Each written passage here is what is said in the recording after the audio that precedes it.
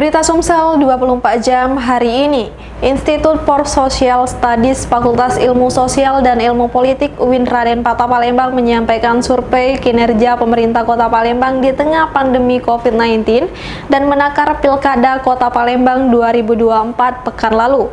Survei ini adalah bagian dari praktikum perkuliahan mata kuliah praktikum survei opini publik.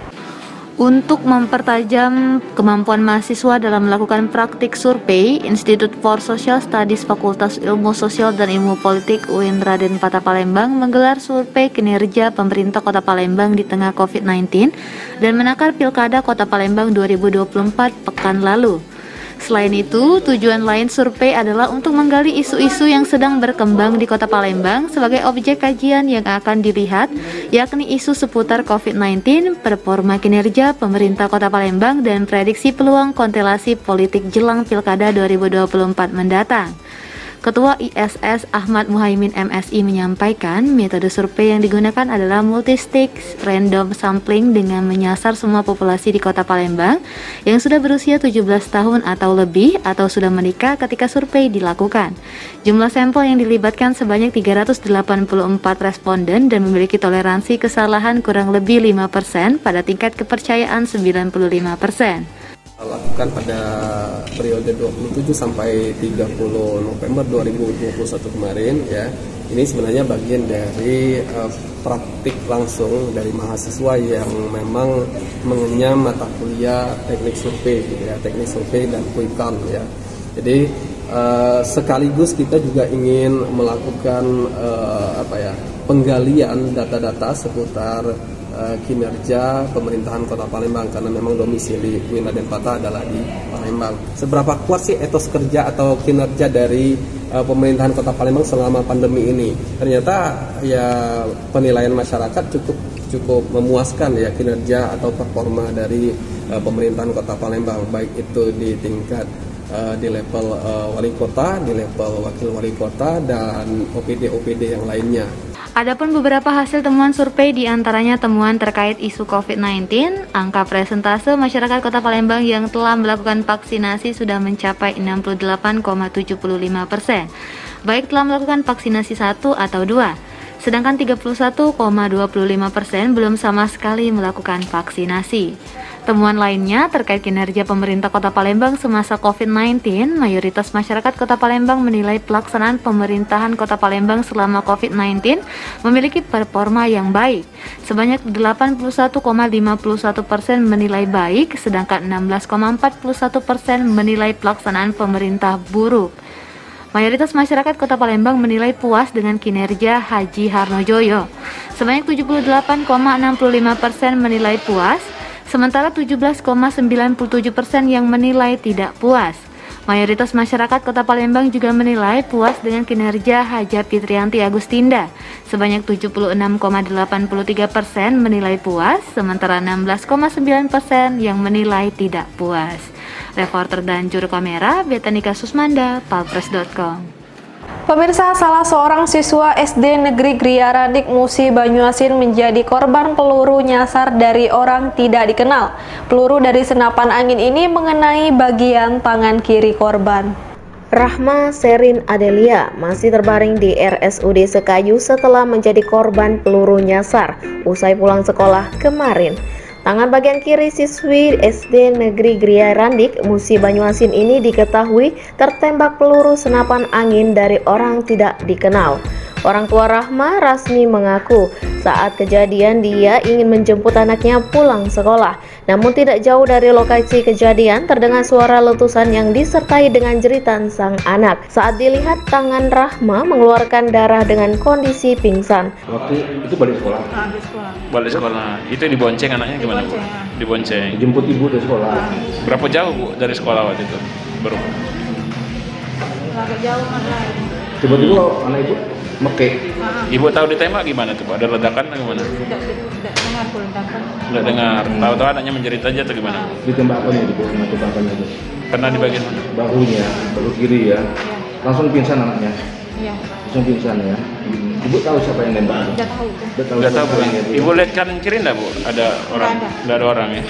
Sementara itu, Kepala SD Negeri Gria Randi Sekayu, Afrian Hardiansyah menduga jika salah satu siswanya tersebut terkena peluru nyasar karena peluru yang mengenai tangan korban biasa digunakan untuk menembak burung. Terpisah, Kapolres Muba AKBP Alamsyah Pelupesi melalui Kapolsek Sekayu AKP Robi Sugara mengaku sudah mengetahui kejadian tersebut, namun keluarga korban belum memberikan laporan resmi. Reporter dan juru kamera Firdaus Palpres.com. Mobil dinas yang ditumpangi Kepala Dinas Pemberdayaan Masyarakat Desa Pemberdayaan Perempuan dan Perlindungan Anak Kabupaten Musi Rawas Utara, Haja Gusti Romani mengalami kecelakaan di Desa Lais, Kabupaten Musi Banyuasin, Selasa kemarin sekitar pukul 14 waktu Indonesia Barat. Mobil dinas tersebut adu kambing dengan mobil Fortuner nomor polisi BG 1825ZL di lokasi kejadian. Dalam peristiwa itu, satu korban meninggal dunia di lokasi kejadian. Kecelakaan maut terjadi di jalan lintas tengah, tepatnya di Dusun 5, Desa Lais, Kecamatan Lais, Kabupaten Musi, Banyuasin. Mobil Fortuner bernopol BG 1825ZL beradu kambing dengan mobil dinas milik Pemkab Muratara jenis Isuzu LS bernopol BG 8024KZ. Selasa kemarin sekitar pukul 14 waktu Indonesia Barat.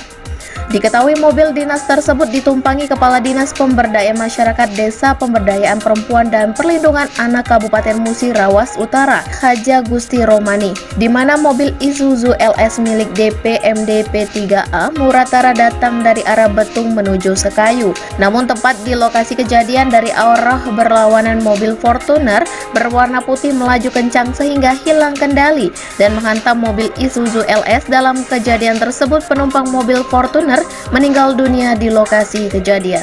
Kasat Lantas Polres Muba AKP Sandi Putra SIK ketika dikonfirmasi mengatakan dalam kejadian itu satu korban meninggal dunia di lokasi. Saat ini kasus tersebut sudah ditangani Satlantas Polres Muba. Terpisah, Kabid Dinas DPMD P3A Muratara Zulian dikonfirmasi membenarkan kejadian tersebut.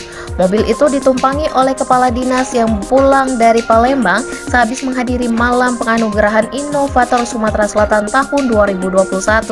Menurut dia, Kepala Dinas bersama 3 rekannya sedang dirawat di Puskesmas Lais karena mengalami cedera pada tangan akibat benturan. Reporter Firdaus, juru kamera Hengki, Palpres.com. Berita terakhir Sumsel 24 jam hari ini.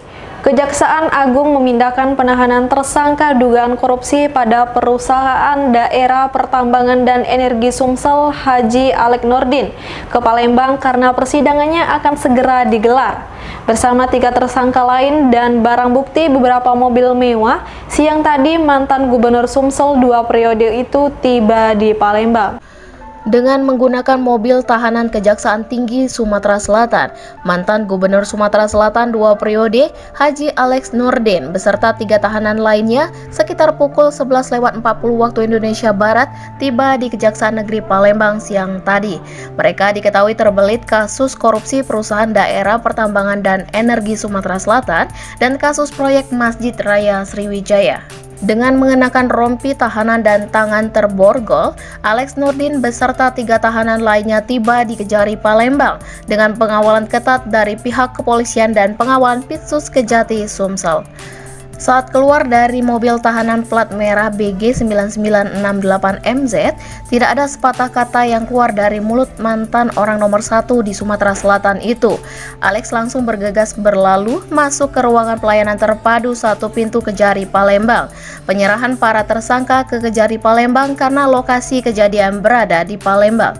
Sebelumnya 4 unit mobil mewah tiba di Kejaksaan Negeri Palembang Selasa malam kemarin. Tibanya keempat mobil tersebut merupakan barang bukti yang disita Kejaksaan Agung atas kasus korupsi Perusahaan Daerah Pertambangan dan Energi yang menjerat terdakwa Mudai Madang dan Alek Nurdin.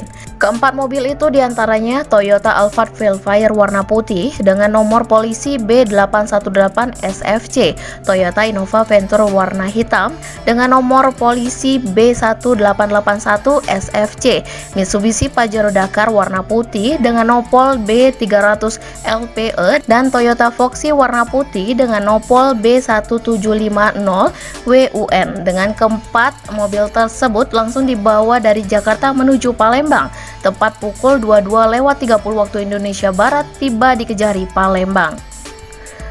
Muhammad Radian SH.MH selaku Kasih Penkum Kejaksaan Tinggi Sumsel yang turut hadir saat datangnya 4 mobil yang tiba di Kejari, Palembang mengatakan, mobil ini merupakan barang bukti dalam perkara tindak pidana korupsi PDPDE yang menjerat Mudai Bandang dan Alex Nurdin. Oke, terima kasih. Malam ini sekitar jam tadi jam 22 kita kedatangan 4 unit kendaraan roda 4, yang mana kendaraan ini merupakan barang bukti dalam perkara tindak pidana korupsi PDPDE. Jadi nanti barang bukti ini, kalau setelah ada barang bukti ini, berarti dalam waktu yang tidak lama akan dilakukan penyerahan tersangka dan barang bukti. Jadi penyerahan tersangka dan barang bukti itu bertempat di Kejaksaan Negeri Palembang, bukan di Kejaksaan. Karena kenapa diserahkan di Kejaksaan Negeri Palembang? Karena nanti tempat kejadian perkaranya kan di Palembang, sehingga penyerahan tersangka dan barang buktinya di Kejaksaan Negeri Palembang. Menurut Muhammad Radian, penyerahan tersangka dan barang bukti bertempat di Kejaksaan Negeri Palembang karena tempat perkara berada di Palembang. Reporter dan juru kamera Romli Juniawan melaporkan untuk palpres.com. Demikianlah berita Sumsel 24 jam hari ini. Jangan lupa untuk mendukung program kami lainnya di YouTube channel Palpres Official seperti podcast Cukup Pedas, Budak Lorong, Basing Ternyata Bukan Mistis, dan Ruang Cerita bersama Kakak Juli. Saya Sri Devi, sampai jumpa.